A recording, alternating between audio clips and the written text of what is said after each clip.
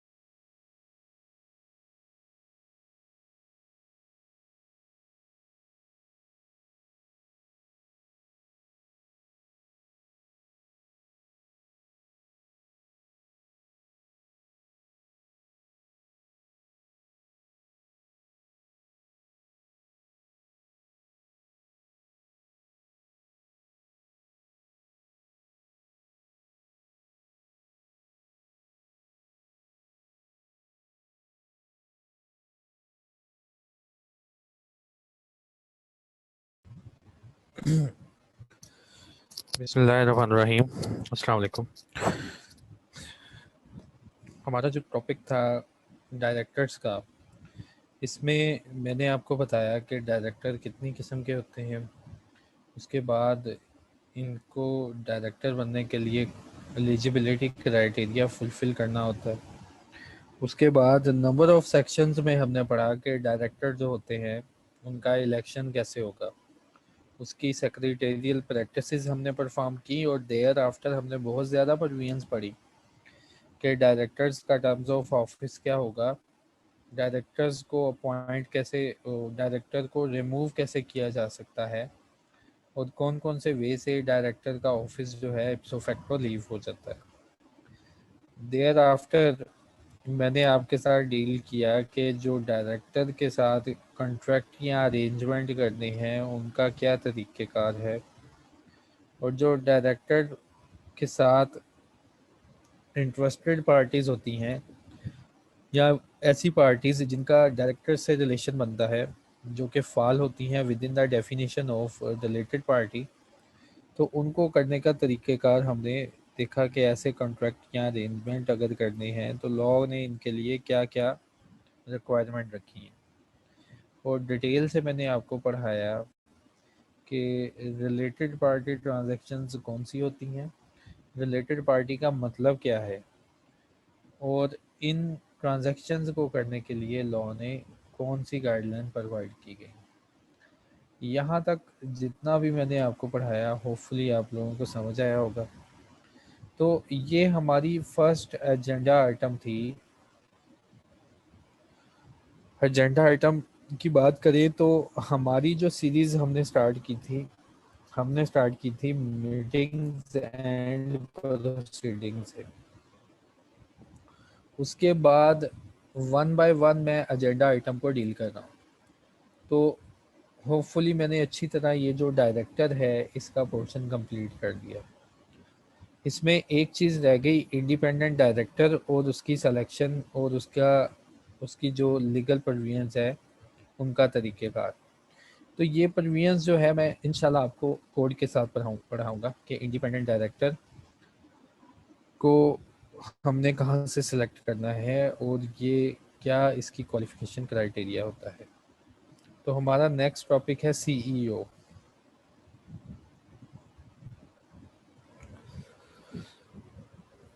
देखिए, मैंने आपको ये भी समझाया कि सुप्रीम पावर होते हैं शेयर होल्डर्स। शेयर होल्डर्स के पास सारी की सारी जो कंपनी है उसकी पावर होती है। शेयर होल्डर्स अपनी पावर इंटरेस्टेड करते हैं डायरेक्टर्स को, क्योंकि शेयर होल्डर्स ही इन डायरेक्टर्स को सिलेक्ट या अपॉइंट करते हैं। देयर आफ्टर ये जो डायरेक्टर्स होते हैं जिनका काम होता है कि जो चीज़ मेमोरेंडम में लिखी हुई है और जिस पर्पस के लिए कंपनी बनी है उस पर्पस को अचीव करने के लिए ये डायरेक्टर लोग डिसीजन मेकिंग करते हैं।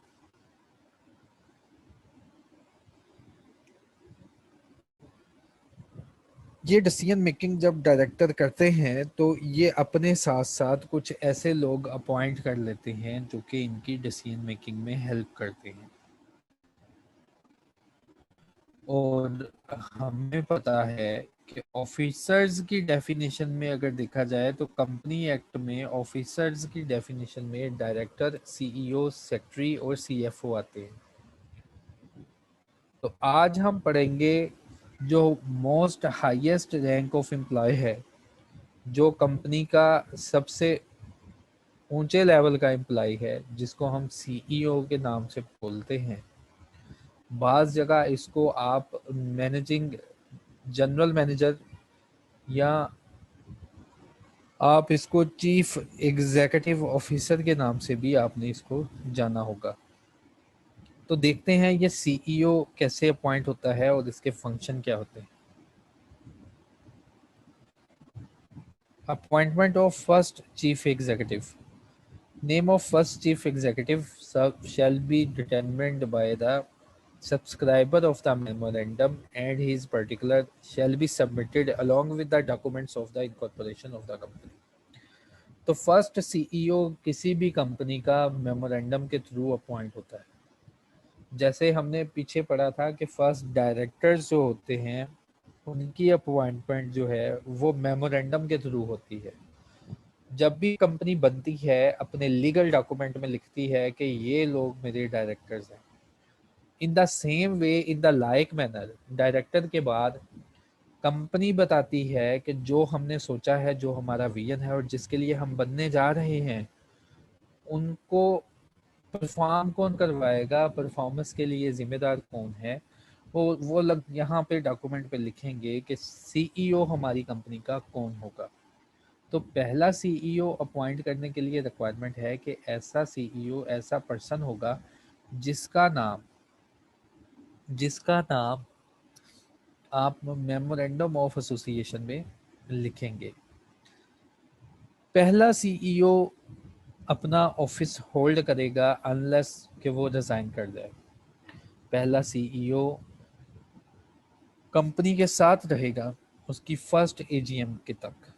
जैसे हमने डायरेक्टर की रिक्वायरमेंट पढ़ी थी ना कि पहले डायरेक्टर कंपनी के साथ रहते हैं अनलेस अदरवाइज रिजाइंस और विकेट ऑफिस, अपना ऑफिस विकेट कर जाएं या रिजाइन कर जाएं, लेकिन वो कंपनी के साथ वर्किंग में होते हैं up to the conclusion of first AGM. इसी तरह चीफ एग्जीक्यूटिव भी पहला जो होता है वो कंपनी के साथ होता है up to the conclusion of first AGM.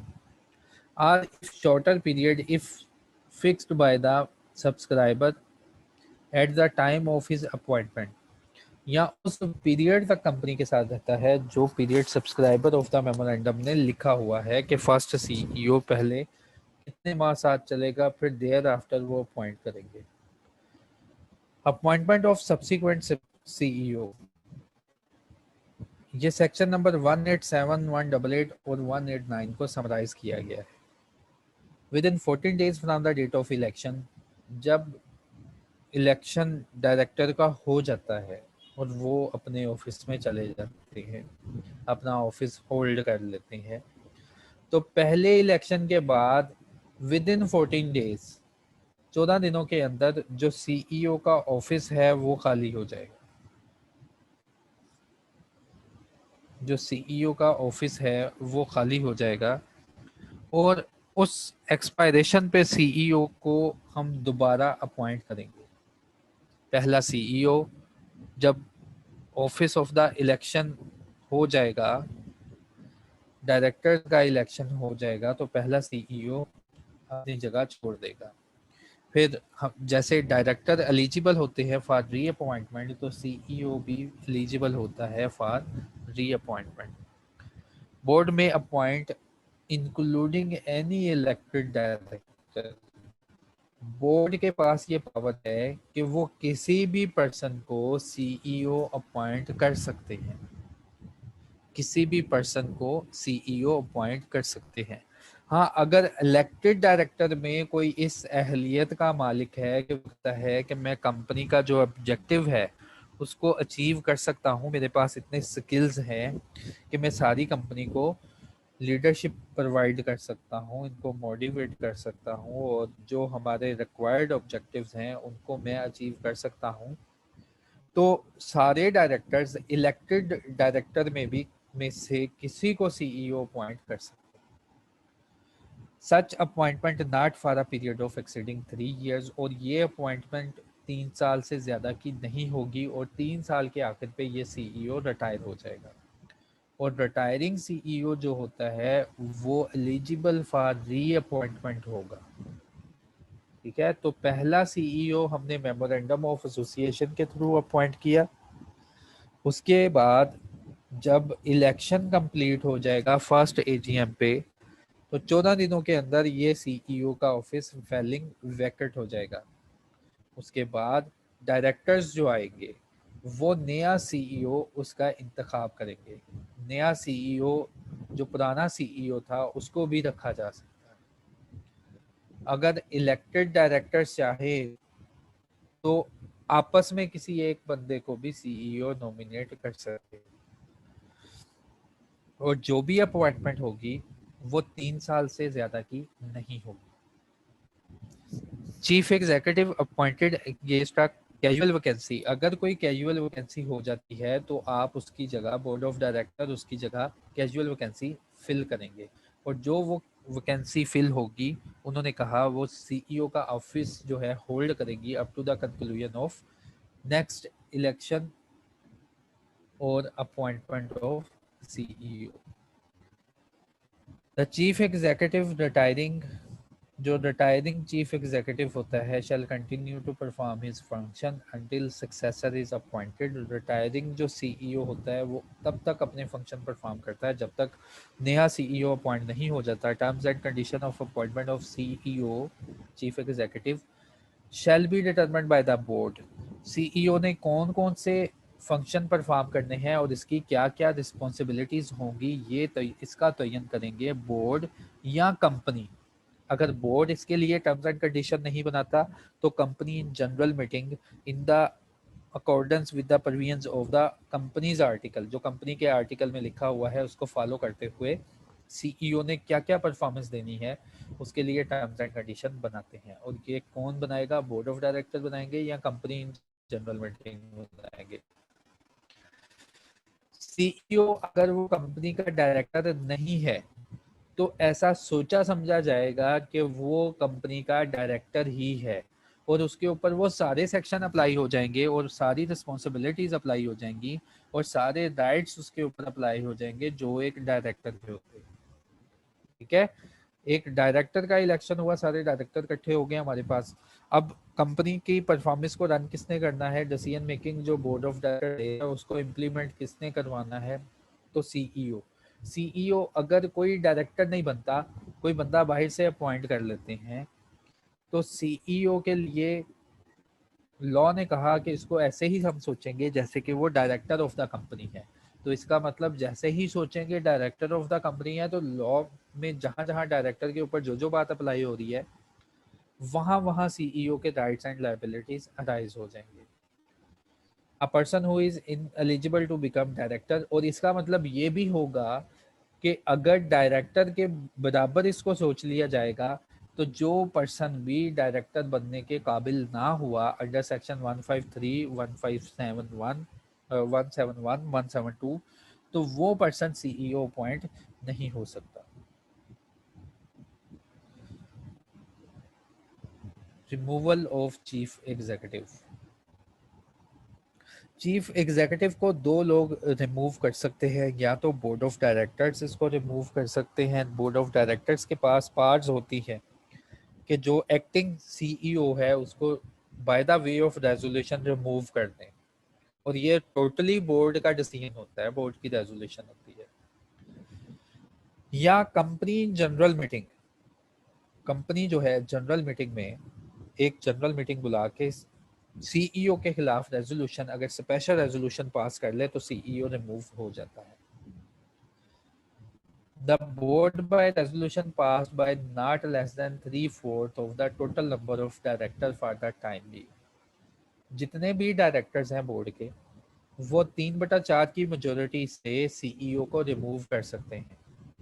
इसी तरह कंपनी जो है by the way of special resolution, share holders जो हैं अगर उनको लगे कि हमें सीईओ को रिमूव करना है तो वो by the way of special resolution CEO को उसकी बिफोर ऑफिस टर्म से पहले रिमूव कर सकते हैं।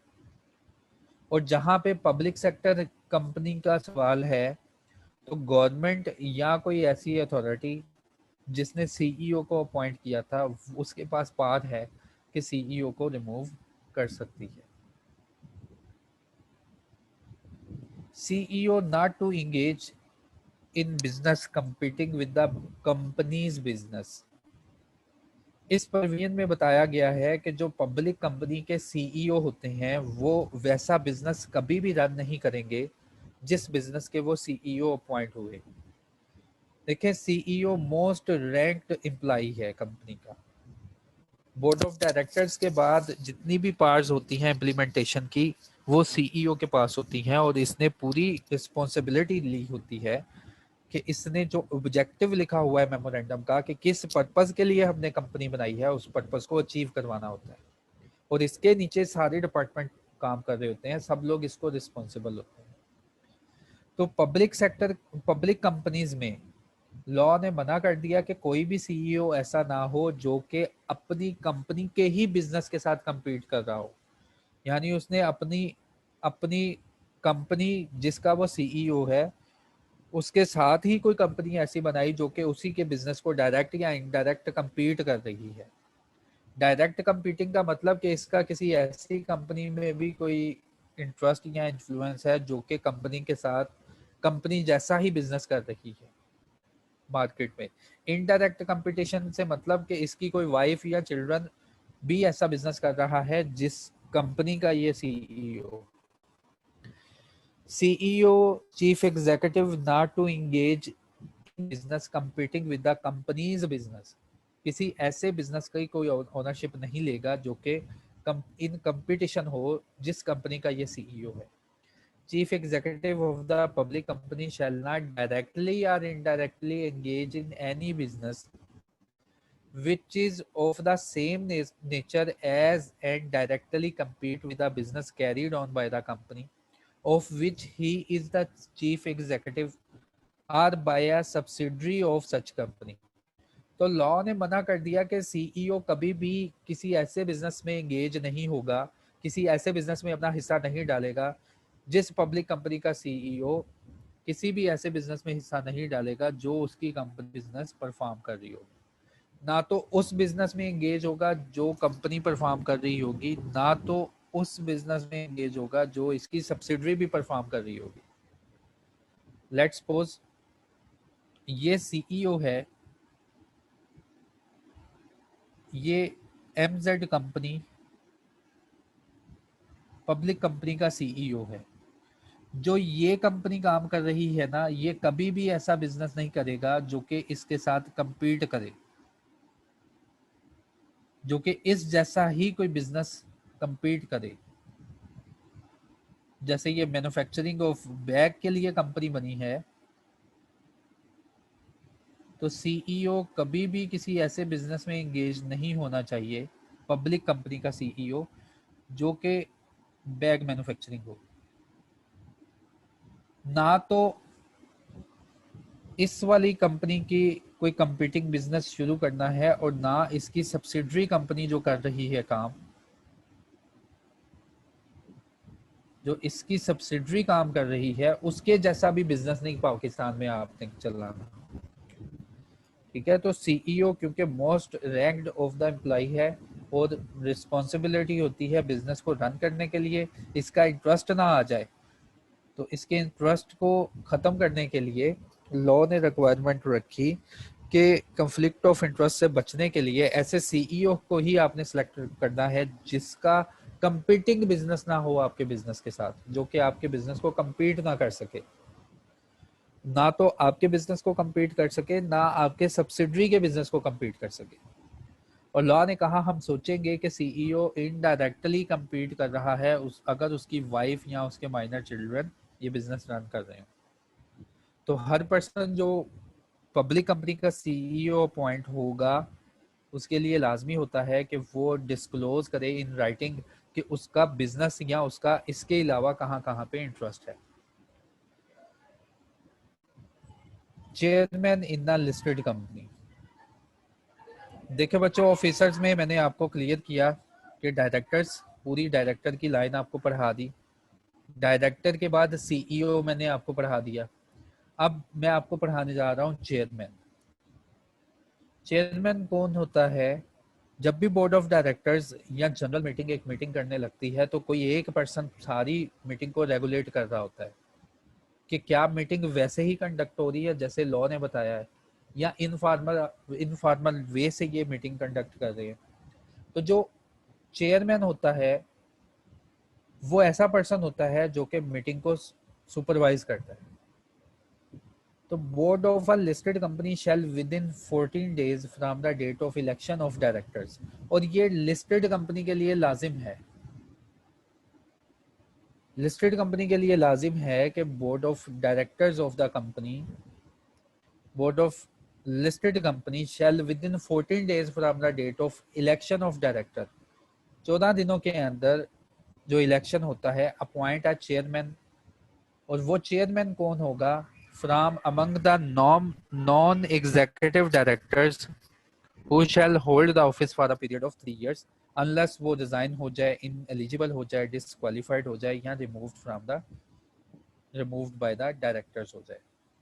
ठीक है, तो लॉ ने हमें बताया कि बोर्ड ऑफ डायरेक्टर्स का जब भी इलेक्शन होगा, बोर्ड ऑफ डायरेक्टर्स का जब भी इलेक्शन होगा, जब ये बोर्ड ऑफ डायरेक्टर्स आके बैठेंगे, विद इन 14 डेज का टाइम है, एक पर्सन इन्होंने रख लेना है सीईओ, और एक पर्सन इनके लिए लाजमी है, लिस्टेड कंपनी के लिए लाजमी है कि नॉन एग्जीक्यूटिव डायरेक्टर में से, इनकी जो डायरेक्टर की स्लॉट है ना, जिसमें executive director, non executive director, independent director होते हैं, उनमें से नॉन एग्जीक्यूटिव डायरेक्टर जो बैठे हुए हैं ना, उनमें से एक पर्सन को इलेक्ट कर दें as chairman of the meeting. ठीक है, दूसरा पर्सन अपॉइंट इन्होंने कर लिया चेयरमैन। बोर्ड क्या करेगा, बोर्ड क्लियरली डिफाइन करेगा कि चेयरमैन की क्या रिस्पॉन्सिबिलिटीज है, क्या रोल्स हैं चेयरमैन के और चीफ एग्जीक्यूटिव के। लॉ ने कहा बोर्ड जो है ना लिस्टेड कंपनी का, यही डिफाइन करेगा कि चेयरमैन के रूल्स एंड रिस्पॉन्सिबिलिटीज क्या है और चीफ एग्जीक्यूटिव के रूल्स एंड रिस्पॉन्सिबिलिटीज क्या है। The chairman shall be responsible for the leadership of the board and ensure that the board plays an effective role in fulfillment its responsibilities. Every financial statement, इसके बाद जो भी financial statement circulated होती हैं under section 223, जो कि हमारी next agenda item होगी, जो कि फाइनेंशियल स्टेटमेंट हम नोटिस ऑफ मीटिंग के साथ भेजते हैं, वो सारी फाइनेंशियल स्टेटमेंट लॉ ने बताया contain a review report by the chairman on overall performance of the board and effectiveness of the role played by the board in achieving the company objective. तो chairman जो appoint करेंगे वो within 14 days from the date of election appoint कर लेंगे। Chairman की rules and responsibilities board of director तयन करेंगे। जो चेयरमैन होता है वो ये देखेगा कि बोर्ड अपनी प्रॉपर लीडरशिप में कंपनी को रन कर रहे हैं। फिर उसके बाद जब भी एक फाइनेंशियल स्टेटमेंट आप सर्कुलेट करेंगे नोटिस के साथ, तो उस फाइनेंशियल स्टेटमेंट में चेयरमैन का रिव्यू होगा कि कंपनी ओवरऑल बोर्ड की परफॉर्मेंस क्या है और कंपनी की ऑब्जेक्टिव अचीव करने के लिए बोर्ड की परफॉर्मेंस ने कितना इफेक्टिवली किरदार अदा किया है। तो बच्चों ये थे डायरेक्टर, सीईओ और चेयरमैन। अब मैंने स्टार्ट करना है the listed company code of corporate governance. यहाँ तक किसी का क्वेश्चन है तो आप मुझसे पूछें। इसके बाद मैं कोड ऑफ कॉर्पोरेट गवर्नेंस, अब इतना मैंने आपको पढ़ा लिया है कि मुझे तसल्ली है कि मैं कोड ऑफ कॉर्पोरेट गवर्नेंस को छेड़ूंगा तो किसी का कोई क्वेश्चन नहीं होगा। यहाँ तक किसी का कोई क्वेश्चन है? आवाज़ कट रही है। आवाज़ क्लियर है कि कट रही है?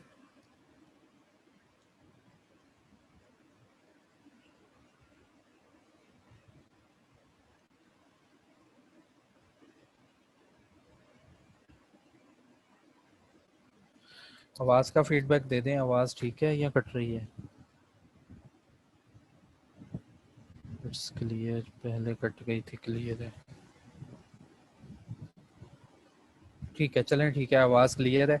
अच्छा बच्चों, मैंने आपको डायरेक्टर का पोर्शन कि कंपनी में डायरेक्टर को कैसे अपॉइंट किया जाता है और जो भी रेगुलेशन है, पूरी एक लंबी सीरीज थी वो पढ़ाई। उसके बाद सीईओ को कौन अपॉइंट करता है, उसको कौन रेगुलेट करता है, उसके बाद चेयरमैन कौन होता है, ठीक है, ये मैंने आपको पढ़ाया। और चेयरमैन को कौन सिलेक्ट करता है वो मैंने आपको बता दिया कि बोर्ड ऑफ डायरेक्टर जब इनका इलेक्शन होगा 14 दिन के अंदर सीईओ को अपॉइंट करेंगे, फिर 14 दिन के अंदर, उन्हीं 14 दिन के अंदर वो चेयरमैन को अपॉइंट करेंगे। और लिस्टेड कंपनी में याद रख लो बात, लिस्टेड कंपनी में जो सीईओ होगा वो चेयरमैन नहीं बन सकता। ठीक है, हायरार्की याद रखनी है आपने। कोड ऑफ कॉर्पोरेट गवर्नेंस पढ़ने से पहले ना आपने हायरार्की याद रखनी है। ये बोर्ड ऑफ डायरेक्टर्स हैं, ये बोर्ड ऑफ डायरेक्टर्स हैं जो कि रिप्रेजेंट कर रहे हैं सारे के सारे शेयर होल्डर्स को। ठीक है, ये बोर्ड ऑफ डायरेक्टर्स हैं। डन। ये सारे के सारे शेयर होल्डर्स को रिप्रेजेंट कर रहे हैं, क्योंकि इनको अपॉइंट या इलेक्ट करवाने में इन सारे के सारे शेयर होल्डर्स का किरदार है। और बार बार मैं आपको पिक्चर के थ्रू समझा चुका हूँ बच्चों। ये बहुत ही इम्पोर्टेंट और प्रैक्टिकल आपका सब्जेक्ट है। इसको मैं पिक्चराइज इसलिए करता हूँ ताकि आपको फील हो कि आपकी रियल लाइफ में ये सारी बातें परफॉर्म हो रही हैं कहीं ना कहीं। ठीक है, तो इसको बिल्कुल ऐसे अज्यूम नहीं करना कि ये इसकी इम्प्लीमेंटेशन है ही नहीं कहीं। सारी कंपनीज पे ये अप्लाई हो रहा है। जब इंशाल्लाह आप लोग क्वालिफाई हो जाओगे तो आप फील करोगे कि ये सारी बातें आपने पढ़ी हैं और ये वाकई ही सेक्रेटेरियल प्रैक्टिसेस ऐसी है जैसी हमें सिखाई गई है। तो देखें, बोर्ड ऑफ डायरेक्टर ऊपर है जो कि रिप्रेजेंट कर रहे हैं सारी कंपनी के शेयर होल्डर्स को। इनके पास वो सारी पार्ट्स हैं उस ऑब्जेक्टिव को अचीव करने के लिए जिसके लिए कंपनी बनी है। विद इन 14 डेज ये जो बोर्ड ऑफ डायरेक्टर्स है ना, ये एक पर्सन अपॉइंट करेंगे जिसको कहते हैं सीईओ, जो कि रिस्पॉन्सिबल होगा उन्हीं ऑब्जेक्टिव्स को अचीव करने के लिए। फिर बोर्ड ऑफ डायरेक्टर्स के पास सारी पार है, इन्हें सारी समझ है कि हमने ऑब्जेक्टिव को कैसे अचीव करना है। ये गाइडलाइन प्रोवाइड करेंगे सीईओ को कि चलो जाओ ये कंपनी से सारी परफॉर्मेंस जो है करवाओ। सीईओ के नीचे general manager marketing, director finance, वो सारे सब लोग सीईओ को रिपोर्टिंग होते हैं। इसके बाद जब भी कोई मीटिंग होनी है तो उस मीटिंग को लॉफुली परफॉर्म किया जाए और उसकी किसी की सुपरविजन में परफॉर्म किया जाए तो लॉ की रिक्वायरमेंट है। लिस्टेड कंपनीज क्या करेंगी, अपने जो नॉन एग्जीक्यूटिव डायरेक्टर होंगी उनमें से एक पर्सन अपॉइंट कर देंगी as an chairman of the meeting. तो ये निकल के आ गया चेयरमैन। तो चेयरमैन सुपरवाइज करेगा जब भी डायरेक्टर्स जो है वो मीटिंग करेंगे और डिसीजन मेकिंग लेंगे। वो सुपरवाइज करेगा कि ये अपनी डिसीजन मेकिंग को इफेक्टिवली जो है इम्प्लीमेंट करवा रहे हैं और जो डिसीजन ले रहे हैं कंपनी के बेनिफिट के लिए ले रहे हैं। ठीक है, तो ये चेयरमैन निकल के आ गया। अब हमने कोड ऑफ कॉर्पोरेट गवर्नेंस भी पढ़ना है। देखिए, अब मेरा ये क्वेश्चन है कि इतनी स्ट्रिक्ट रिक्वायरमेंट होने के बाद कंपनीज एक्ट में डायरेक्टर के ऊपर जो जो रिक्वायरमेंट है, कहीं हमने पढ़ा परवीन में कि अगर डायरेक्टर ने कंट्रावेंशन की तो इसको सजा हो जाएगी, इसको फाइन हो जाएगा, इसको जुर्माना हो जाएगा, इसको कैद हो जाएगी। इतनी सख्त रेगुलेशन पढ़ने के बाद फिर एक कोड का दोबारा आ जाना, फिर एक नई रेगुलेशन का दोबारा आ जाना कि यार बोर्ड ऑफ डायरेक्टर को कंट्रोल करो, इनकी डिसीजन मेकिंग को इफेक्टिव बनाओ। तो यहाँ से इंपॉर्टेंस पता चलती है कि एससीसीपी कैसे इन बोर्ड ऑफ डायरेक्टर्स की परफॉर्मेंस को रेगुलेट करना चाह रहा है। क्योंकि बोर्ड ऑफ डायरेक्टर्स के पास लोगों का ट्रस्ट और लोगों का पैसा है। ये कहीं किसी ऐसे वे से डिसीजन मेकिंग तो नहीं कर रहे जो कि किसी एक स्टेक होल्डर को नुकसान पहुंचा रही है। तो लिस्टेड कंपनी जो कि पूरी कंट्री को बाज दफा रिप्रेजेंट कर रही होती है, तो लिस्टेड कंपनीज के ऊपर एससीसीपी ने एक और कोड इंप्लीमेंट किया है और उस कोड का नाम है the code of corporate governance. के बोर्ड ऑफ गवर्नर्स, तुमने कंपनीज एक्ट में जो जो बातें हैं उनको भी फॉलो करना है। बोर्ड ऑफ डायरेक्टर्स, तुमने जितनी भी बातें अभी तुम्हें पढ़ाई गई हैं, डायरेक्टर्स की सेक्शन पढ़ाई गई हैं, उनको तो तुमने फॉलो करना ही करना है। तुम्हारे ऊपर एक और चीज इंप्लीमेंट करने जा रहे हैं जिसको कहते हैं दी कोड ऑफ कॉर्पोरेट गवर्नेंस 2019। ये तुम्हारे ऊपर इंप्लीमेंट करने जा रहे हैं, तुमने इसको भी फॉलो करना है। याद रखें, the code of corporate governance सिर्फ और सिर्फ है द लिस्टेड कंपनीज के लिए। इससे पहले जो कोड की सीरीज स्टार्ट हुई थी 2002 से ये कहानी शुरू हुई है। 2002 से ऑनवर्ड सबसे पहला कोड पाकिस्तान में आया था, the code of corporate governance 2002 का। ये सारी कंपनी के बोर्ड ऑफ गवर्नेंस के ऊपर इम्प्लीमेंट था और ये बड़ा ही रिजिड और स्ट्रिक्ट कोड था। इसके बाद इसमें अमेंडमेंट हुई, 2007 में कोड आया, फिर देयर आफ्टर 2017 में कोड आया। ये जितने भी पुराने कोड थे इनमें और 2019 के कोड में फर्क है। ये पहले वाले जो कोड थे, कोड या रेगुलेशन इनको बोल दें, जो पहली वाली रेगुलेशन आई थी ये सारी की सारी जो थी बहुत सख्त रेगुलेशन थी और सारी की सारी अप्लाई होती थी बोर्ड के ऊपर, पब्लिक कंपनी के ऊपर और लिस्टेड कंपनी के ऊपर। लेकिन the code of corporate governance की ये ब्यूटी है, ये खासियत है कि ये सिर्फ और सिर्फ अब अप्लाई होता है द लिस्टेड कंपनीज के ऊपर और ये रिजिड नहीं है। इसकी चंद बातें ऐसी हैं जो कि लाजमी कंपनी के बोर्ड ने माननी है और चंद बातें ऐसी हैं जहां पे एक्सप्लेनेशन दे के जान छूट सकती है। तो कोड ऑफ कॉर्पोरेट गवर्नेंस की अहमियत मैंने आपको समझा दी कि क्यों हमने इतनी सारी रेगुलेशन पढ़ने के बाद क्या जरूरत थी कि दोबारा से डिटेल में जो है रेगुलेशन अप्लाई करें।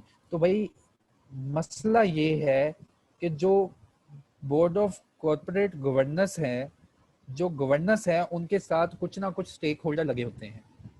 तो स्टेक होल्डर में कंपनी के suppliers, even employees, manager, share holders, government, society और कस्टमर। क्या कोई ऐसी डिसीजन मेकिंग तो नहीं हो रही जो कि इन किसी एक स्टेक होल्डर का फायदा हो रहा हो और वो सोसाइटी को नुकसान पहुंचा रहे हो, या लिस्टेड कंपनी वाले कोई ऐसा काम कर रहे हो जो कि गवर्नमेंट को इफेक्ट कर रहा हो, बाकी सारे स्टेक होल्डर खुश है। तो ऐसे सारे काम रोकने के लिए जो एससीसीपी है, कंपनीज एक्ट ने उसको पार दी हुई है। कंपनी एक्ट के सेक्शन नंबर सबसे पहले वो मैं सेक्शन सामने लेके आऊंगा। कंपनी एक्ट के जी सेक्शन नंबर 156 और 512 ने ना एससीसीपी को पावर दी है कि हम तुम्हें पावर दे रहे हैं कि तुम गुड प्रैक्टिसेस को इम्प्लीमेंट करने के लिए कभी भी रेगुलेशन बना सकते हो और ये रेगुलेशंस जितनी भी आती हैं SCCP by the way of SRO implement कर देता है। ठीक है, तो कोड ऑफ कॉर्पोरेट गवर्नेंस को अगर मैं डिफाइन करूं ना, तो कोड ऑफ कॉर्पोरेट गवर्नेंस को इजी लैंग्वेज में डिफाइन किया जा सकता है। कोड ऑफ कॉर्पोरेट गवर्नेंस एक ऐसा प्रोसीजर है जिसके जरिए जो स्टैट्यूटरी बॉडी है एससीसीपी वो रेगुलेट करती है। किसको रेगुलेट करती है? बोर्ड ऑफ डायरेक्टर्स को, उनकी रोल्स को, उनकी लीडरशिप को, उनकी क्वालिटी को। ठीक है, तो the code of corporate governance क्या है? एक ऐसा मैकेनिज्म है, एक ऐसे असूल हैं जिसके जरिए जो बोर्ड होता है, कंपनी के जो डायरेक्टर्स होते हैं, उनको रेगुलेट किया जाता है। तो the code of corporate governance, इसकी डेफिनेशन क्या होगी? ये एक ऐसा मैकेनिज्म है, ये एक ऐसा प्रोसीजर है, ऐसा प्रोसेस है जो कि इम्प्लीमेंट होता है कॉर्पोरेटेड बॉडीज के ऊपर और इस प्रोसेस के थ्रू इनको कंट्रोल किया जाता है और इनको कहा जाता है कि आप इसी इन्वायरमेंट में फिर इस कंट्रोल में रहते हुए ऑपरेट करेंगे। तो जितना भी हमारा कोड ऑफ कॉर्पोरेट गवर्नेंस है जो कि डायरेक्टर के ऊपर इम्प्लीमेंट हो रहा है ना, वो 5 चीज़ों के ऊपर फोकस करता है। वो कहता है बोर्ड की कंपोजिशन और इसकी डेवलपमेंट मेरे मुताबिक होनी चाहिए कि बोर्ड में सिर्फ वो लोग और वैसे लोग हों जो कि कोड इंफॉर्मेशन फराहम करता है। फिर दूसरा, इनकी रेम्यूनरेशन कितनी है वो भी हमें गाइडलाइन कोड से मिलेगी। अकाउंटेबिलिटी का मतलब जो पर्सन डिसीजन मेकिंग लेगा वो पर्सन उस डिसीजन मेकिंग के लिए रिस्पॉन्सिबल होगा। फिर चौथा है इनका ऑडिट हो और पांचवा है कि इनके रिलेशंस जो हैं शेयर होल्डर्स के साथ उनको कंट्रोल किया जाए। ठीक है, तो ये है बच्चों the code of corporate governance. और याद रखना है ये listed company the code of corporate governance है।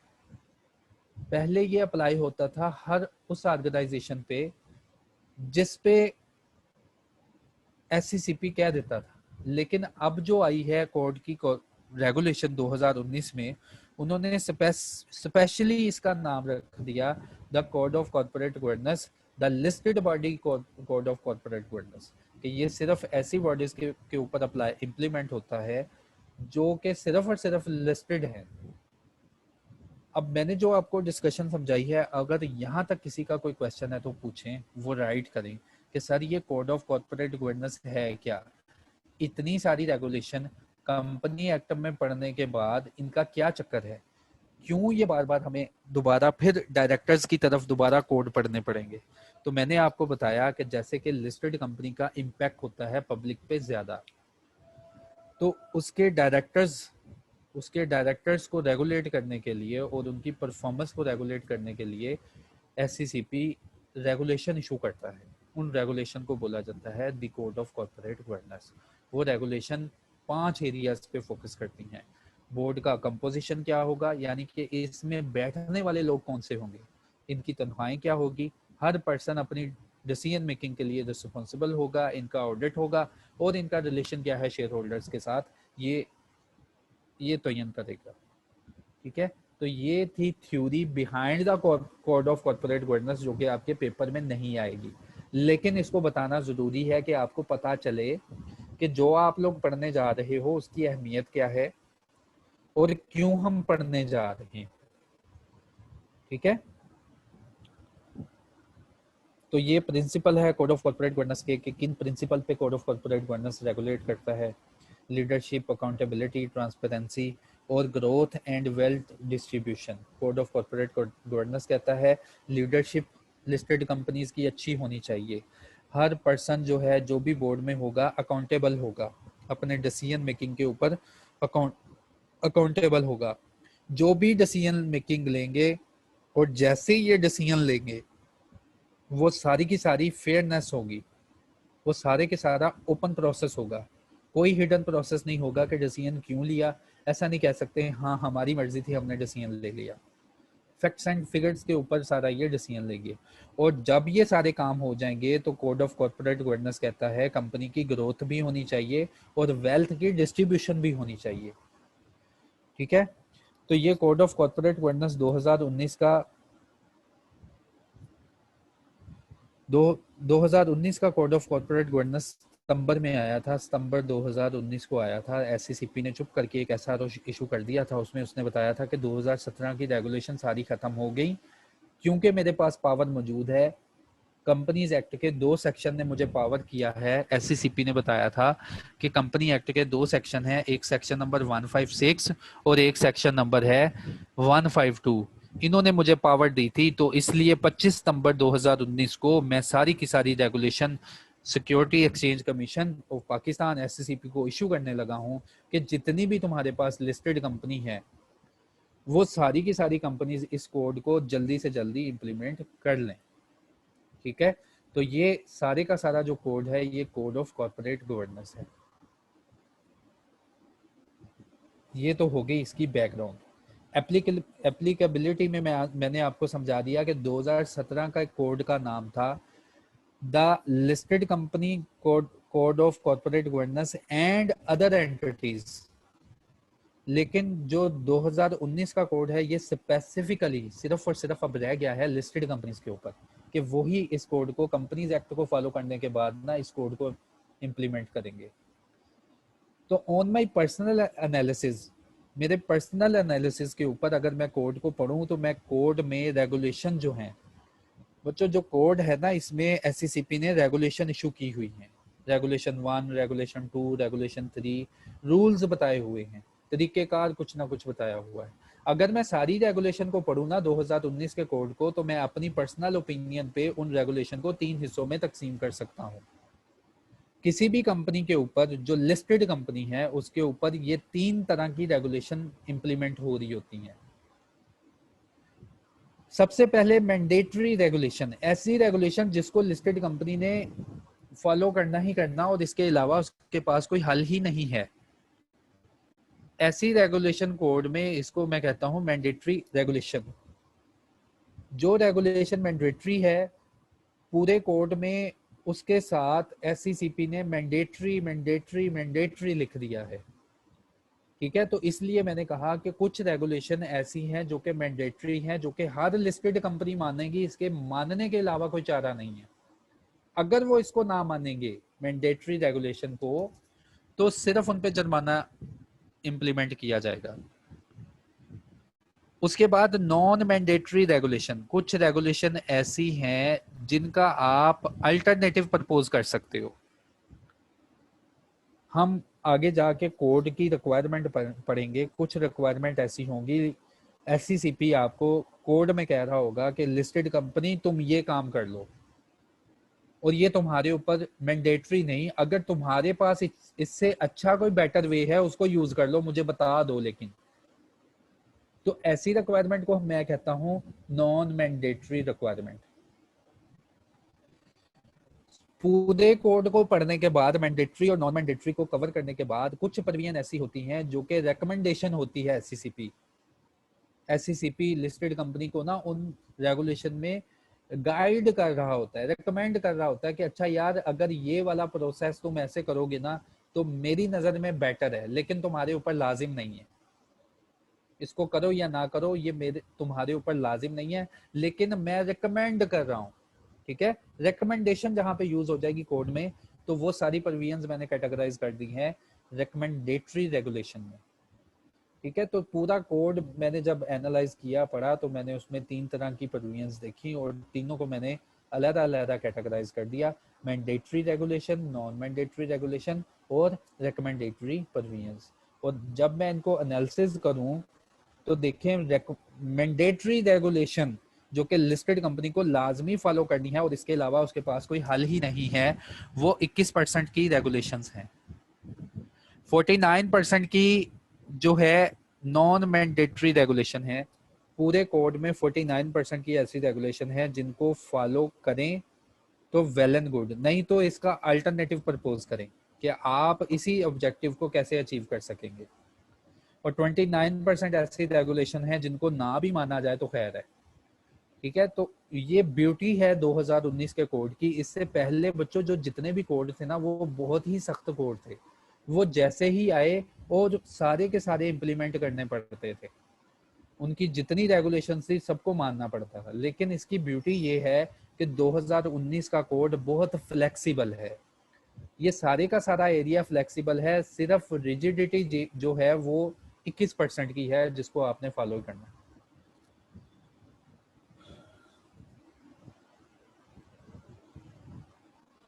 नंबर ऑफ डायरेक्टरशिप आपको पता होगा कि जो भी डायरेक्टर होंगे, ये हमने सेक्शन भी पढ़ा है, section number 155 of the companies act. तो कोड ने उस बात को यहाँ पे एक्सप्लेन किया था। अगर हम कंपनीज एक्ट में सेक्शन नंबर 155 पढ़े ना, तो वहां पे उसने बताया था कि कोई भी पर्सन उतनी कंपनी की डायरेक्टरशिप नहीं रख सकता जो हम डिफाइन करेंगे।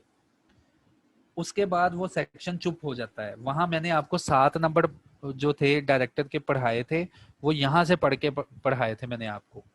फिर ये 7 का नंबर जो है ना, ये कोड ऑफ कॉर्पोरेट गवर्नेंस ने इम्प्लीमेंट किया है कि मोर देन 7 कंपनीज आप जो है ना तो डायरेक्टर बन सकते हैं ना अल्टरनेटिव डायरेक्टर बन सकते हैं।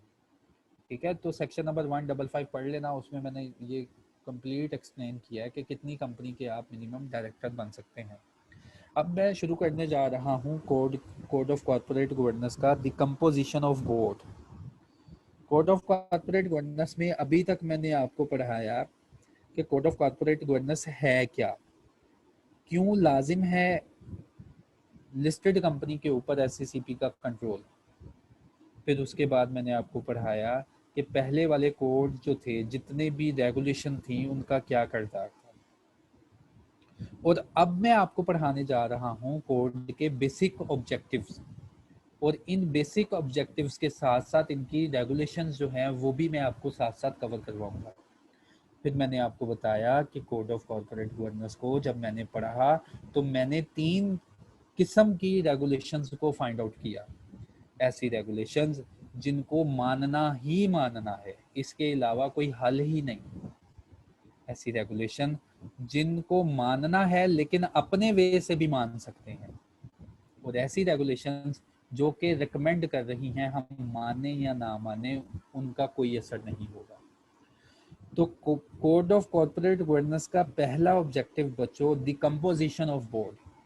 कोड ऑफ कॉर्पोरेट गवर्नेंस कहता है कि बोर्ड की लीडरशिप जो है ना ये इफेक्टिव होनी चाहिए। लिस्टेड कंपनी में उसी क्वालिटी के लोग होने चाहिए और इतनी अहलियत के लोग होने चाहिए जो कि कंपनी के अफेयर्स को मैनेज कर सकें। तो कंपोजिशन ऑफ बोर्ड में हमें बताएगा कि बोर्ड जो होता है, बोर्ड ऑफ डायरेक्टर की जो तुम्हारे उस्ताद ने तुम्हें टाइप्स पढ़ा दी है ना, जो बोर्ड ऑफ डायरेक्टर का पहला लेक्चर हुआ था उसमें टाइप ऑफ डायरेक्टर पढ़ाया था तुम्हें कि एग्जीक्यूटिव डायरेक्टर होता है, फिर मैंने तुम्हें बताया था नॉन एग्जीक्यूटिव डायरेक्टर होता है, फिर मैंने तुम्हें समझाया इंडिपेंडेंट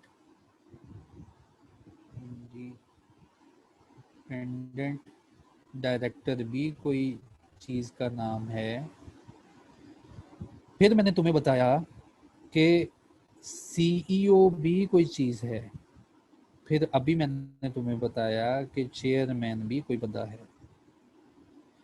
तो पहला इम्पैक्ट जो कोड का है बोर्ड की सुपरविजन के ऊपर है कि कंपनीज को जो लोग सुपरवाइज कर रहे हैं ना, सबसे पहले तो इनको पॉइंट आउट करो कि ये कितने लोग हैं। अब कंपोजिशन ऑफ बोर्ड का मतलब कि कोड हमें गाइडलाइन प्रोवाइड करने जा रहा है कि किसी भी कंपनी के पास एग्जीक्यूटिव डायरेक्टर कितने होंगे, किसी भी कंपनी के पास नॉन एग्जीक्यूटिव डायरेक्टर कितने होंगे, किसी भी लिस्टेड कंपनी के पास इंडिपेंडेंट डायरेक्टर कितने होंगे, उसका सीईओ कौन होगा, उसका चेयरमैन कौन होगा। तो ये सारी गाइडलाइन हमें प्रोवाइड करने जा रहा है the code of corporate governance, the listed company code of corporate governance 2019। अब मैं अगेन बार बार ये लंबा नाम रिपीट नहीं करूंगा क्योंकि the code of corporate governance, the listed company code of corporate governance 2019 में भी उन्होंने ये बात बता दी कि हम सिर्फ इसको छोटे नाम से पुकारा करेंगे द कोड 2019। ठीक है, तो कहते हैं जहां कहीं भी लिखा होगा ना कोड 19 तो इसका मतलब यही होगा the listed company code of corporate governance 2019 का। ठीक है, तो पहली प्रोविजंस हम पढ़ने जा रहे हैं कंपोजिशन ऑफ बोर्ड।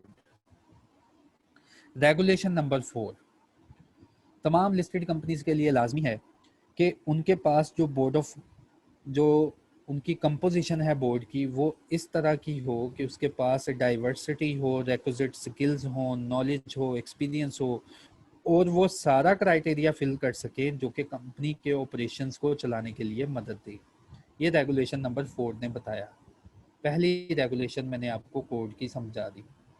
ये कोड की जो रेगुलेशन नंबर 4 है वो बताती है कि कंपनी के जो लिस्टेड कंपनी के जो बोर्ड ऑफ डायरेक्टर्स हैं वो सारे के सारे इस काबिल के हों कि वो डाइवर्स हों, सबके पास तरह तरह का इल्म हो, उनके पास इतना स्किल और नॉलेज और एक्सपीरियंस हो कि वो इस पोजीशन को अच्छी तरह अप्लाई कर सके।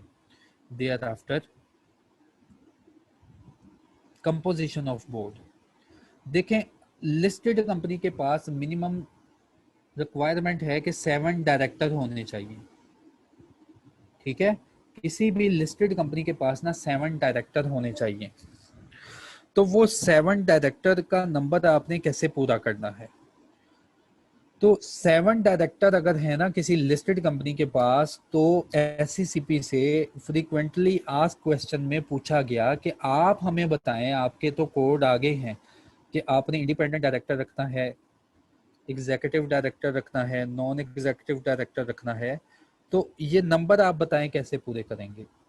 तो एससीसीपी ने इसका जवाब दिया कि अगर आपके पास 7 डायरेक्टर है ना, क्योंकि लिस्टेड कंपनी बनती 7 डायरेक्टर से है, इसका काम 7 मिनिमम 7 डायरेक्टर तो लाजमी होंगे, तो एससीसीपी ने इसका जवाब दिया, अगर आप लोगों की ऐसी लिस्टेड कंपनी है जिसके 7 डायरेक्टर हैं तो आपके ऊपर लाजमी है कि आप अपने बोर्ड में 2 इंडिपेंडेंट डायरेक्टर बैठाएंगे, 2 एग्जीक्यूटिव डायरेक्टर बैठाएंगे, और एग्जीक्यूटिव डायरेक्टर में शामिल होगा सीईओ। ठीक है, सीईओ को भी वो कंसिडर करेंगे कि वो आपका डायरेक्टर है और उसको एग्जीक्यूटिव डायरेक्टर की जगह कंसिडर करेंगे। तो 2 एग्जीक्यूटिव डायरेक्टर होने चाहिए और 3 नॉन एग्जीक्यूटिव डायरेक्टर होने चाहिए। तो एससीसीपी ने बताया तुम्हारा 7 का नंबर कंप्लीट हो जाएगा। ठीक है, अगर किसी भी लिस्टेड कंपनी के पास 7 डायरेक्टर हैं तो उसके ऊपर लाजमी है, ये शॉर्ट क्वेश्चन एमसीक्यू बना लो, कि उसके 2 एग्जीक्यूटिव और 2 इंडिपेंडेंट और 3 नॉन एग्जीक्यूटिव। इसके बाद अदर कंपनीज का क्या होगा? जो लिस्टेड कंपनीज जिनके बहुत ज़्यादा डायरेक्टर हैं उनके लिए क्या रिक्वायरमेंट है? तो याद रखें, अदर कंपनीज के लिए जिनके 7 डायरेक्टर नहीं, ऐसी लिस्टेड कंपनी जिनके 7 डायरेक्टर नहीं है, वहाँ पे लॉ की क्या रिक्वायरमेंट है? लेट्स सपोज 99 डायरेक्टर्स हैं एक लिस्टेड कंपनी के, तो कोड ऑफ कॉर्पोरेट गवर्नेंस कहता है कि बोर्ड ऑफ डायरेक्टर्स में कौन से डायरेक्टर बिठाने हैं आप? First one, independent director. That case आपके पास बोर्ड ऑफ डायरेक्टर्स ज़्यादा हैं, 7 का नंबर नहीं है, तो फर्स्ट वन इंडिपेंडेंट डायरेक्टर। तो इंडिपेंडेंट डायरेक्टर जो होंगे वो टोटल डायरेक्टर का 1/3 होंगे।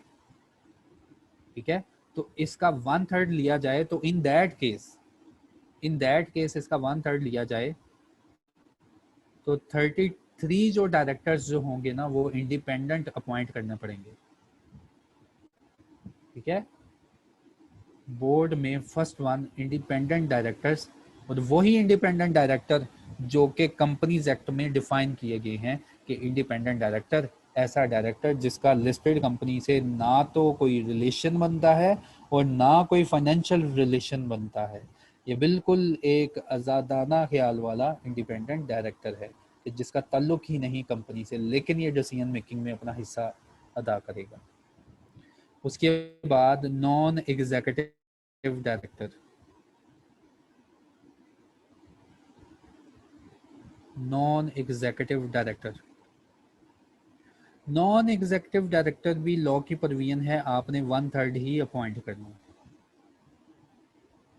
तो नॉन एग्जीक्यूटिव डायरेक्टर 1/3 जो हैं, लेट्स सपोज, चलो नॉन एग्जीक्यूटिव, पहले इंडिपेंडेंट का पढ़ा दूँ फिर एक मिनट ज़रा, वो नॉन एग्जीक्यूटिव है यहाँ, एग्जीक्यूटिव है, सॉरी। अच्छा, पहले बच्चों मैंने आपको बताया कि एग्जीक्यूटिव डायरेक्टर कितने अपॉइंट करने हैं, फिर उसके सॉरी इंडिपेंडेंट डायरेक्टर कितने अपॉइंट करने हैं। अगर एक ऐसी लिस्टेड कंपनी जिसके पास 7 डायरेक्टर नहीं 7 से ज़्यादा का नंबर है, तो फर्स्ट वन वो इंडिपेंडेंट डायरेक्टर कितने रखेगी? 1/3। उसके बाद बारी आएगी एग्जीक्यूटिव डायरेक्टर की। एग्जीक्यूटिव डायरेक्टर भी कितने रखने हैं? 1/3 ऑफ द टोटल नंबर। तो एग्जीक्यूटिव डायरेक्टर हैं वो 33 के ही अपॉइंट करने हैं। ठीक है, 33 के अपॉइंट करने, इससे ज्यादा के अपॉइंट नहीं कर सकते। उसके बाद जो बाकी बचा नंबर है वो कौन लोग होंगे? Non executive directors. जो बाकी के डायरेक्टर्स बचेंगे ना वो किस में चले जाएंगे? नॉन एग्जीक्यूटिव डायरेक्टर्स में।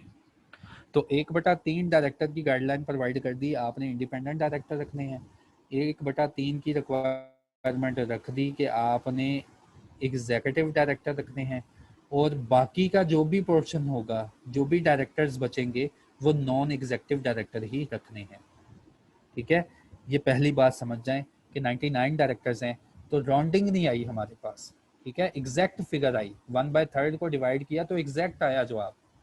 इन दैट केस अगर राउंडिंग आ जाए इन दैट केस यहीं पे एक सिनेरियो बना लेते हैं, डायरेक्टर है हमारे पास, बोर्ड ऑफ डायरेक्टर की जो वैकेंसी है, डायरेक्टर है जो कि एक लिस्टेड कंपनी को रन कर, इसके साथ ही 100 डायरेक्टर का 1/3 लेंगे ना, अगर आप 100 डायरेक्टर का 1/3 लेंगे तो वो जवाब आएगा, इसका जवाब यहीं पे आएगा 33.33।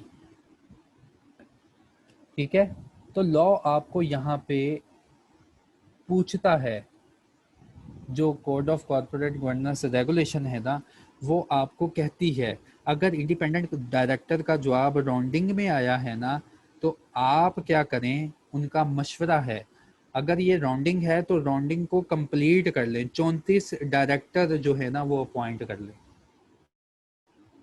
बात समझ में आई है आपके, कि 100 डायरेक्टर हमने अपॉइंट करने थे, और लॉ ने हमें बताया है इन डायरेक्टर में 1/3 जो भी होगा इंडिपेंडेंट होगा, तो 100 का जब 1/3 लिया ना तो राउंडिंग आ गई। तो लॉ ने कहा कि अगर तुम राउंडिंग को यूज करके एक डायरेक्टर अपॉइंट कर लोगे ना, 33.33 है, तुम 34 इंडिपेंडेंट डायरेक्टर अपॉइंट कर लोगे ना, तो लॉ कहता है मैं खुश हूं। ठीक है, लॉ कहता है मैं खुश हूं, कोई मसला नहीं, अपॉइंट कर लो। हाँ, अगर बच्चों यहाँ जवाब है 33.33 और आपने इंडिपेंडेंट डायरेक्टर अपॉइंट किए 33, तो यहाँ पे कोड ऑफ कॉर्पोरेट गवर्नेंस कहता है एससीसीपी को आपने एक्सप्लेनेशन जमा करवानी है, क्यों आपने राउंडिंग को 1 कंसीडर क्यों नहीं किया। ठीक है, राउंडिंग आई थी, आपने राउंडिंग को क्यों 1 कंसीडर नहीं किया in case of independent director.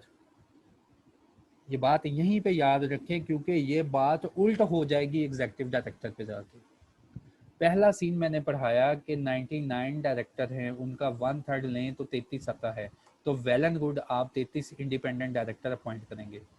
हाँ, अगर आपके पास 100 का है या कोई इवन नंबर आ जाता है, उसको अगर आप 1/3 से डिवाइड करते हैं ना, तो कंप्लीट जवाब नहीं आएगा, राउंडिंग में जवाब आएगा। तो यहाँ पे रिक्वायरमेंट है कोड की कि आपने राउंडिंग को ना 1 कंसिडर कर लेना in case of independent director. हाँ, आपके ऊपर है, अगर आप उसको 1 कंसिडर नहीं ना करते, आप कहते 33.33 ही जवाब है ना, 33 रखो इंडिपेंडेंट डायरेक्टर, उसके साथ एक्सप्लेनेशन लिख के एससीसीपी को जमा कर दो, एससीसीपी को एक्सप्लेन कर दो क्यों हमने इंडिपेंडेंट डायरेक्टर राउंडिंग में यूज नहीं किया। ठीक है, एक्सप्लेन करना पड़ेगा। अब दूसरी साइड पे आ जाओ, एग्जीक्यूटिव डायरेक्टर। लॉ की रिक्वायरमेंट है कि जितने भी एग्जीक्यूटिव डायरेक्टर होंगे वो 1/3 ऑफ द टोटल डायरेक्टर्स होंगे। ठीक है, तो 1/3 ऑफ द टोटल डायरेक्टर्स, अगर आपके 99 डायरेक्टर्स हैं ना एक्टिंग डायरेक्टर्स, तो उसका 1/3 लिया जाए 99 का, 33 जो आप आता है, तो वेल एंड गुड, अपॉइंट करें। हाँ, इन दैट केस इस कंपनी के पास 100 ही डायरेक्टर्स हैं, तो 100 का अगर बच्चों 1/3 लिया जाए ना, तो 100 का 1/3, यहाँ पे भी वही सिचुएशन 33.33 है। तो यहाँ पे लॉ हमें क्या कहता है, कहता है राउंडिंग में जवाब आया ना एग्जीक्यूटिव डायरेक्टर का, तो अगर तुमने 33 डायरेक्टर अपॉइंट किए तो मैं खुश हूँ। एग्जीक्यूटिव डायरेक्टर अगर तुमने 33 अपॉइंट किए तो वो खुश है। हाँ, अगर तुमने इस राउंडिंग को एज अ 1 कंसिडर किया, 33.33 का जवाब आया था एग्जीक्यूटिव डायरेक्टर में, अगर तुमने इस राउंडिंग को 1 कंसिडर किया ना, इसको 34 कर लिया, तो लॉ कहता है मुझे एक्सप्लेन करो क्यों तुमने ऐसा काम किया, क्यों तुमने राउंडिंग को एज अ 1 कंसिडर किया। ठीक है, तो इसकी राउंडिंग को अगर एज अ 1 करेंगे तो एक्सप्लेन करेंगे, और इंडिपेंडेंट डायरेक्टर में अगर राउंडिंग को एज अ 1 नहीं सोचा तो एक्सप्लेन करेंगे। ठीक है, अगर ये कहानी समझ नहीं आई तो काइंडली मुझे मैसेज करो, क्योंकि ये कंपोजिशन ऑफ बोर्ड है, इसको यहाँ पे मैंने क्लियर करना है। कंपोजिशन ऑफ बोर्ड के ऊपर किसी का क्वेश्चन है कि मुझे नंबर जो है वो फिक्स करने नहीं आ रहे, तो हम कोई और एग्जांपल लेते हैं और उससे नंबर फिक्स करते हैं। 1/3 जो है ये मैक्सिमम लिमिट है कि यहाँ तक, इससे आगे नहीं। अगर मिनिमम लिमिट हो ना तो इसका मतलब होता है कि 1/3 जो है ना ये कम से कम है, और बाद में इसके बाद भी और भी डायरेक्टर रख सकते हैं। एक और एग्जांपल ले लेते हैं, लेट्स सपोज, चलो ये सब काम छोड़ दो, एक और एग्जांपल, नंबर ऑफ डायरेक्टर्स आप मुझे रिकमेंड कर दें। जैसे नंबर ऑफ डायरेक्टर्स का नंबर मैंने सोच लिया, लेट्स सपोज 57। ओके, 57 डायरेक्टर्स हैं लिस्टेड कंपनी के, जिन्होंने लिस्टेड कंपनी को ऑपरेट करना है। अब ये लिस्टेड कंपनी है ना, तो बच्चों इसके ऊपर कोड ऑफ कॉर्पोरेट गवर्नेंस 2019 का अप्लाई हो गया। अब वो कोड ऑफ कॉर्पोरेट गवर्नेंस हमें क्या कहता है, ये 57 का नंबर पूरा करो। ये 57 का नंबर कैसे पूरा करेंगे? सबसे पहले वो कहता है तुम देखो तुम्हारे पास इंडिपेंडेंट डायरेक्टर है, वो 1/3 होने चाहिए। अब 57 का अगर आप 1/3 लेंगे ना, तो वो मैं भी ज़रा कैलकुलेट कर लूँ मोबाइल पे, 57 का 1/3 आ रहा है, नहीं ये राउंडिंग में नहीं आ रहा,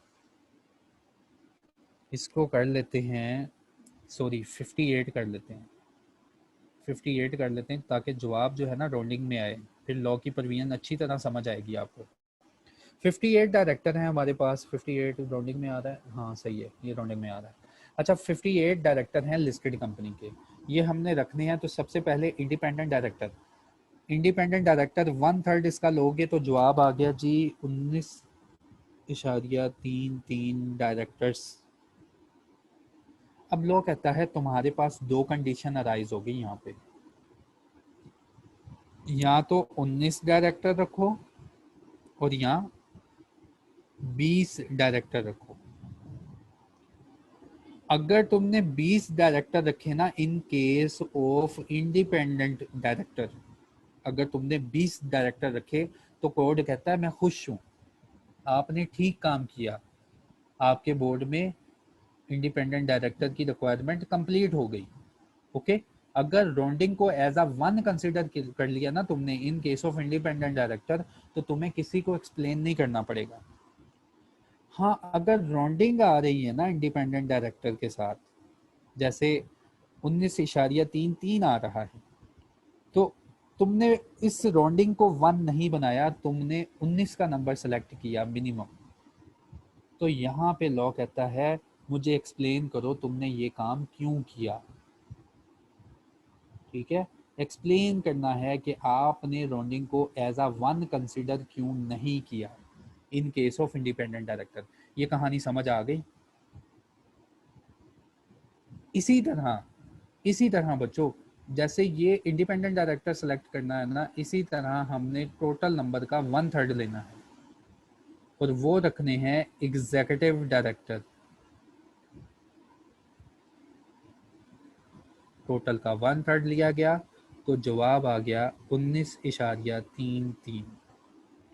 अब लॉ कहता है यहाँ भी तुम्हारे पास दो चॉइसेस हैं, तुम या तो 19 का नंबर सेलेक्ट करो या 20 का नंबर सेलेक्ट करो। यहाँ पे लॉ कहता है मैं खुश हूँ अगर तुम मिनिमम नंबर 19 के साथ जाओगे। अगर तुमने एग्जीक्यूटिव डायरेक्टर 19 रखे तो तुम्हें कोई किसी किस्म की एक्सप्लेनेशन नहीं देनी पड़ेगी। हाँ, अगर in that case executive directors तुमने राउंडिंग को एज अ 1 कंसीडर किया, 19 रखने थे, तुमने राउंडिंग को सोचा चलो राउंडिंग में इस साइड पे यूज कर लो, राउंडिंग को इधर यूज किया ना, 20 रखे, तो इन दैट केस लॉ कहता है इस 20 के ऊपर तुम्हें मुझे एक्सप्लेनेशन जमा करवानी पड़ेगी कि क्यों तुमने राउंडिंग को एज अ 1 यहाँ पे कंसीडर किया। ठीक है बच्चों, समझ जाएं इस बात को कि इंडिपेंडेंट डायरेक्टर में अगर आपने राउंडिंग नहीं यूज की तो एक्सप्लेन करना पड़ेगा, एग्जीक्यूटिव डायरेक्टर में अगर आपने राउंडिंग को एज अ 1 यूज कर लिया तो एक्सप्लेन करना पड़ेगा। ठीक है, तो इसके अलावा जो बाकी बचेगा वो नॉन एग्जीक्यूटिव डायरेक्टर होंगे। और याद रखना है एग्जीक्यूटिव डायरेक्टर में सीईओ शामिल है, एग्जीक्यूटिव डायरेक्टर में कंपनी का सीईओ शामिल है। यहाँ तक अगर समझ आ गई और यहाँ तक किसी के क्वेश्चन हैं वो मुझसे पूछें, कल इंशाल्लाह कोड को ना दोबारा से मैं शुरू कर लूँगा।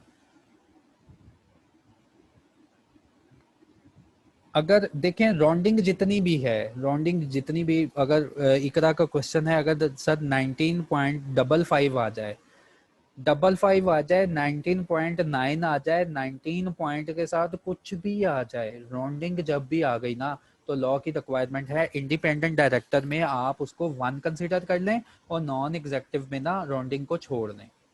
लेकिन अगर आपने ये उल्ट काम किया, इंडिपेंडेंट डायरेक्टर में आपने राउंडिंग को एज अ 1 नहीं कंसिडर किया, आपने राउंडिंग यूज कर ली जो आपके एग्जीक्यूटिव डायरेक्टर है, तो इन दैट केस आपको एक्सप्लेनेशन एससीसीपी को जमा करवानी पड़ेगी कि हमने इस बात को नहीं फॉलो किया।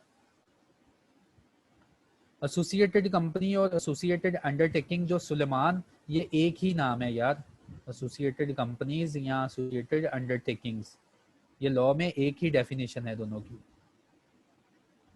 अच्छा, ये राउंडिंग का जवाब हो गया इकरा का। उसके बाद sir what will be the benefit for the director to change the rounding in executive. देखो नॉन एग्जीक्यूटिव के तो नंबर इनके अलावा जो बचेंगे ना वो रखेंगे। राउंडिंग यूज करने का ये फायदा होगा कि इलेक्शन के थ्रू किसी मेंबर को खुश करके आप बोर्ड में बिठा सकते हो, ठीक है, तो ये फायदा आप गेन कर सकते हो। तो उस फायदे को खत्म करने के लिए लॉ ने कहा जी इंडिपेंडेंट डायरेक्टर होने चाहिए। तो ये अभी मैंने पिक्चर क्लियर की है यार कि इंडिपेंडेंट डायरेक्टर कितने रखने हैं और एग्जीक्यूटिव डायरेक्टर कितने रखने हैं। अभी मैंने पूरा बोर्ड नहीं बनाया आपके सामने, कल के लेक्चर में इंशाल्लाह हम पूरा बोर्ड बनाएंगे, कंपोजिशन बनाएंगे लिस्टेड कंपनी की कि हाँ लिस्टेड कंपनी में इतने लोग इंडिपेंडेंट के बिठाओ, इतने लोग नॉन एग्जीक्यूटिव बिठाओ, इतने जो है एग्जीक्यूटिव बिठाओ, इतने जो हैं फीमेल बिठाओ, ठीक है। और फिर उसके बाद मैं आपको बताऊंगा कि किस किस काबिलियत के ये लोग होने चाहिए, ठीक है। तो ये कोड आपके लिए बहुत अच्छी गाइडलाइन प्रोवाइड करने जा रहा है आपको। CEO of public sector he will be elected. देखो सीईओ जो पब्लिक सेक्टर कंपनीज का है ना, तो 186 ने बताया उसको गवर्नमेंट इलेक्ट करेगी, इलेक्ट या रिमूव जो है ना उसको गवर्नमेंट करेगी।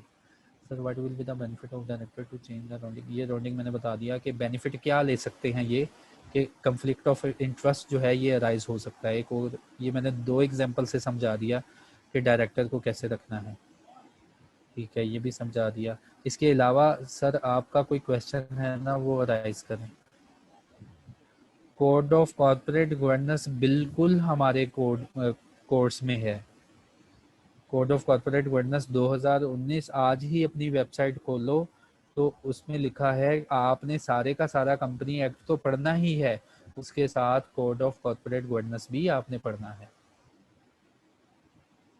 अभी तक तो समझ नहीं आ रही कि मजीद रेगुलेशन की क्या ज़रूरत है अभी डायरेक्टर्स पे। देखो नजम साहब, मैंने आपको क्लियर किया जो लिस्टेड कंपनी होती है ना, इसका इम्पैक्ट पब्लिक पे ज़्यादा होता है, इसके स्टेक होल्डर्स ज़्यादा होते हैं, तो फिर इनकी डिसीजन मेकिंग जो होती है ना, जहाँ से इनकी डिसीजन मेकिंग, जहाँ से ये रेगुलेट हो रही होती हैं, जो बोर्ड होते हैं, तो लॉ की रिक्वायरमेंट है कि क्योंकि ये इनका इम्पैक्ट पब्लिक पे ज़्यादा है, इनका इम्पैक्ट कंट्री पे ज़्यादा है, तो इनके बोर्ड को जो है ना रेगुलेट कर लिया जाए, इनके बोर्ड के ऊपर कोई ना कोई रेगुलेशन डाल दी जाए कि कोई ऐसे बंदे ना बैठ जाएं जो कि फ्रॉड कर जाएं, जो कि मिस यूज करें।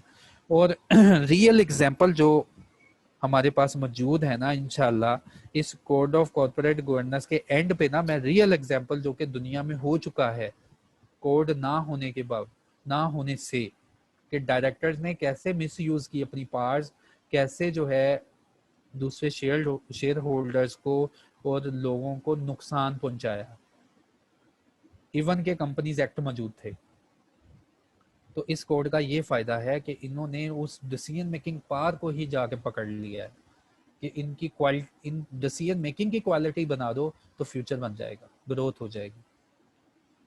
CEO has same power, more power या चेयरमैन। देखो सीईओ के पास पावर है कंपनी को रन करने की, और चेयरमैन के पास जो पावर है वो है मीटिंग को रेगुलेट करने की।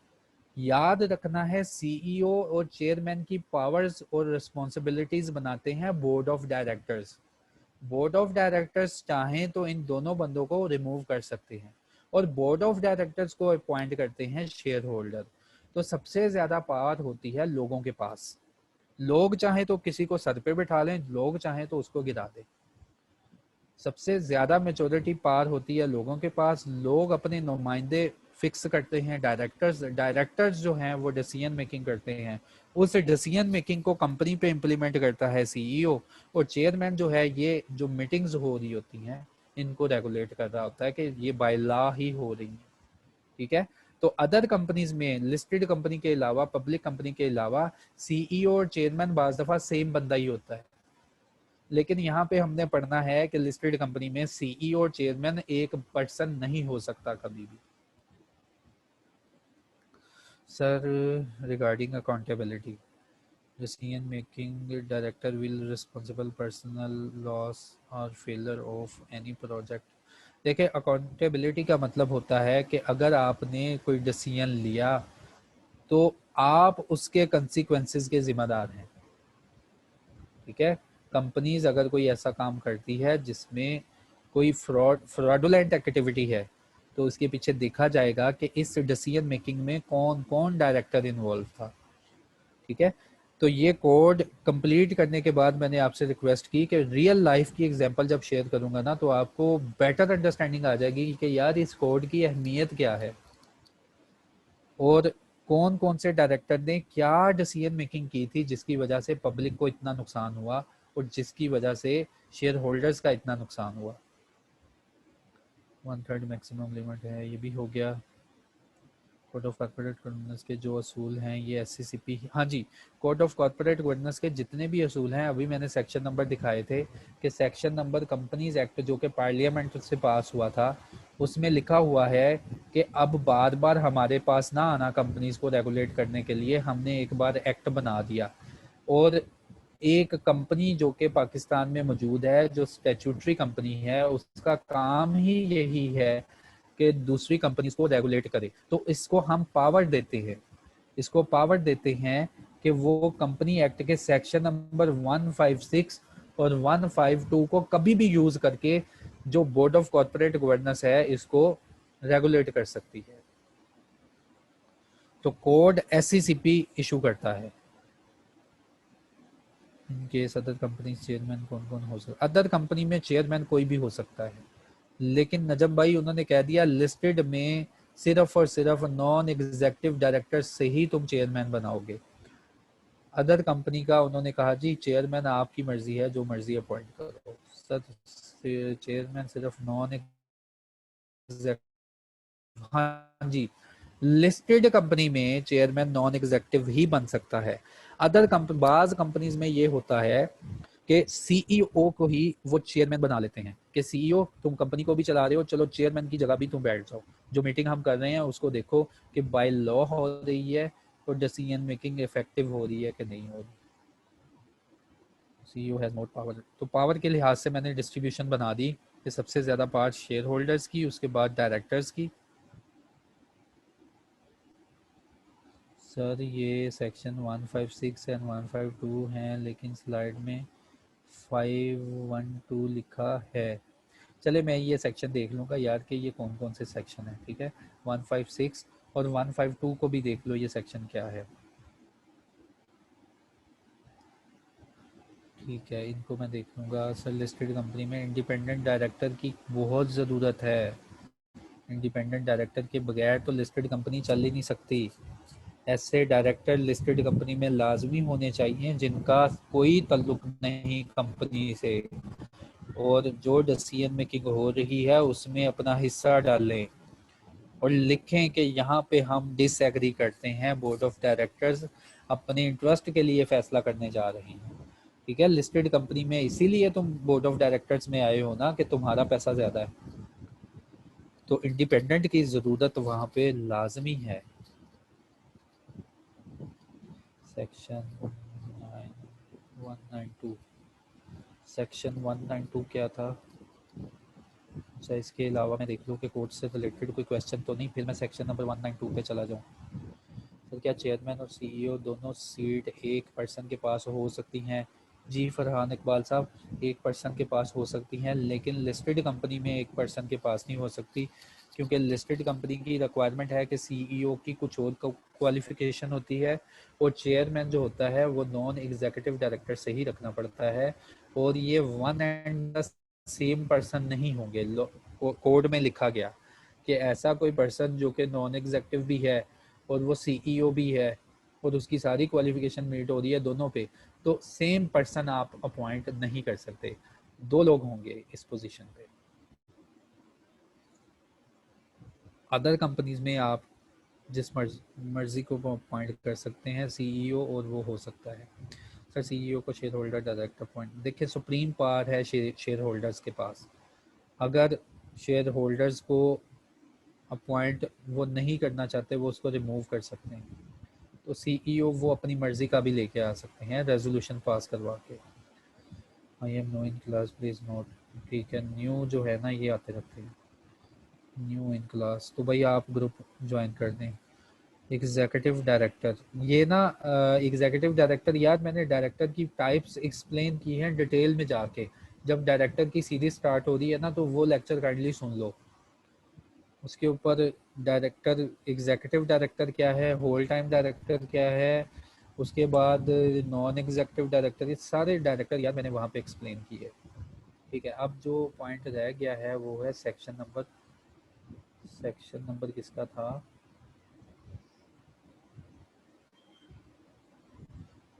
अच्छा एक ये क्वेश्चन मेरे सामने आया, सर क्या एक ही बंदा डायरेक्टर सीईओ चेयरमैन हो सकता है? देखें, एक डायरेक्टर सीईओ हो सकता है, ठीक है, लिस्टेड कंपनी में एक डायरेक्टर जो है वो सीईओ हो सकता है। एक डायरेक्टर आप जैसा पढ़ा लिखा, जिसका इतना एक्सपीरियंस है और जिसके पास इतना पैसा है कि पहले वो डायरेक्टर भी बन गया, फिर उसने अपने आप को प्रपोज भी किया कि मैं जी एशिया में क्वालिफाइड हूँ, मेरा 10 साल का एक्सपीरियंस है, मेरे मार्केट में इतना एक्सपोजर है, मैं कंपनी को रन भी कर सकता हूँ, वो सीईओ भी बन गया। हाँ, लेकिन चेयरमैन नहीं बन सकेगा। लिस्टेड कंपनी में सेम पर्सन सीईओ चेयरमैन नहीं हो सकता। ठीक है, अब सेक्शन रह गया मेरे पास 192 एक्सप्लेन करने वाला, और मैं सेक्शन नंबर 192 एक्सप्लेन कर देता हूँ। होपफुली आज का लेक्चर आपको समझ आया हो। अवैस आप ना मेरे नंबर पे व्हाट्सएप मैसेज करें, आपको दोनों ग्रुप के लिंक मैं भेज देता हूँ।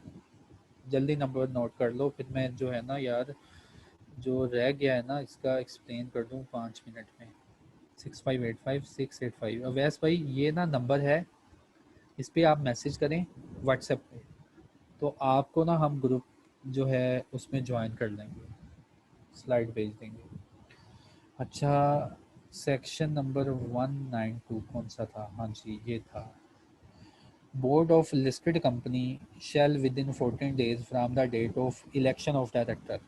जो लिस्टेड कंपनी के डायरेक्टर्स हैं ना, जब उनका इलेक्शन कंप्लीट हो जाएगा, वो 14 दिन के अंदर अंदर नॉन एग्जेक्टिव जो डायरेक्टर होते हैं ना, उनमें से नॉन एग्जीक्यूटिव डायरेक्टर उनमें से एक पर्सन को नॉमिनेट करेंगे as a chairman of the company, उसको नॉमिनेट करके अपॉइंट करवा लेंगे, और 3 साल के लिए वो चेयरमैन की सीट पे बैठेगा, अनलेस वो रिज़ाइन कर जाए, इन एलिजिबल हो जाए, डिसक्वालीफाइड हो जाए, या रिमूव्ड बाय डायरेक्टर, या उसको डायरेक्टर उसकी जगह से रिमूव कर दें। ठीक है, तो ये है सेक्शन नंबर 192। उसके बाद बताया कि बोर्ड ऑफ डायरेक्टर जो है ना, ये क्लियरली इसको लिख के देंगे कि हर मीटिंग में तुम्हारा क्या रोल और फंक्शन है। ठीक है, तो फिर उन्होंने कब बताया कि चेयरमैन जो होता है ना, ये जिम्मेदार होता है कि बोर्ड की जो मीटिंग हो रही है उसको लीडरशिप प्रोवाइड कर रहा होता है, और ये देखता है कि बोर्ड अपना इफेक्टिव रोल परफॉर्म कर रहा है या नहीं। फिर लिस्टेड कंपनी में जब भी फाइनेंशियल स्टेटमेंट सर्कुलेट होगी ना, तो चेयरमैन एक पेज के ऊपर लिखेगा कि ओवरऑल जो बोर्ड की परफॉर्मेंस है वो क्या है, और बोर्ड की परफॉर्मेंस ने कितने इफेक्टिव रोल परफॉर्म किए हैं कंपनी का ऑब्जेक्टिव अचीव करने के लिए। ठीक है, ये था सेक्शन नंबर 192। होपफुली आपको इसकी समझ आ गई होगी।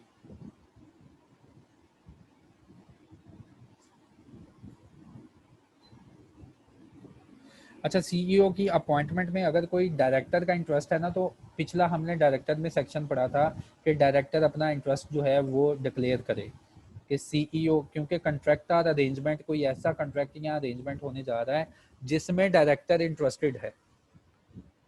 अगर डायरेक्टर का कोई इंटरेस्ट बन रहा है ना सीईओ के साथ, तो हमने डायरेक्टर में गुफरान ये रिक्वायरमेंट पड़ी है कि डायरेक्टर जो है ना उस मीटिंग के सामने अपना इंटरेस्ट पेश करे, और उसके ऊपर फिर वो सारे सेक्शन अप्लाई हो जाते हैं जो कि इंटरेस्टेड डायरेक्टर के ऊपर मैंने पढ़ाए। होपफुली आज का लेक्चर आपको समझ आया। इंशाल्लाह कल हम बहुत अच्छी तरह कोड को पढ़ेंगे और लिस्टेड कंपनी का जो बोर्ड ये बोर्ड है इसको कंप्लीट करेंगे। ओके, अल्लाह हाफिज़।